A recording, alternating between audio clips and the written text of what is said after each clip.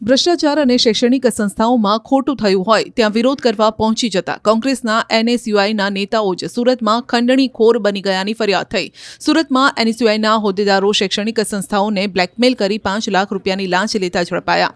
Saroli police દ્વારા સુરત શહેર NSUI પ્રમુખ સહિત 5 લોકોની ધરપકડ કરી 2ને વોન્ટેડ જાહેર કરાયા અને તેમની પાસેથી 5 લાખ રૂપિયાની રોકડ રિકવર કરવામાં આવી। સુરતના સારોલી પોલીસ સ્ટેશન હદ વિસ્તારમાં રેડ એન્ડ વ્હાઇટ મલ્ટીમીડિયા ઇન્સ્ટિટ્યૂટને સોશિયલ મીડિયાના માધ્યમથી બદનામ કરી તેમના સંચાલકો પાસેથી NSUIના કાર્યકર્તાઓ દ્વારા 1 કરોડ પૈસાની માંગ કરાઈ। અલગ અલગ ક્લિપ સોશિયલ મીડિયામાં વાયરલ કરી ખોટી રીતે વિદ્યાર્થીઓને માર્કશીટ બનાવે તેવા આક્ષેપ કરીને ધમકાવ્યા। સંસ્થાના સંચાલકોને ફસાવી 10 વર્ષ સુધીની જેલ કરાવી દઈ ધંધાને તાળા મારવાની ધમકી આપી 1 કરોડ રૂપિયા પતાવટ માટે માંગવામાં આવ્યા। છેલ્લે 60 લાખમાં સમાધાન થયું। પોલીસે રવિ પૂંછડિયા, પ્રીત ચાવડા, ધીરેન્દ્ર સોલંકી, મિતેશ હડિયા અને તુષાર મકવાણાની ધરપકડ કરી।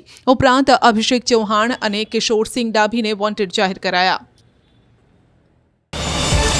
QR કોડ સ્કેન કરો અને ડાઉનલોડ કરો ન્યૂઝ 18 એપ। મેળવો ગુજરાત અને દેશ દુનિયાની પળે પળની અપડેટ્સ।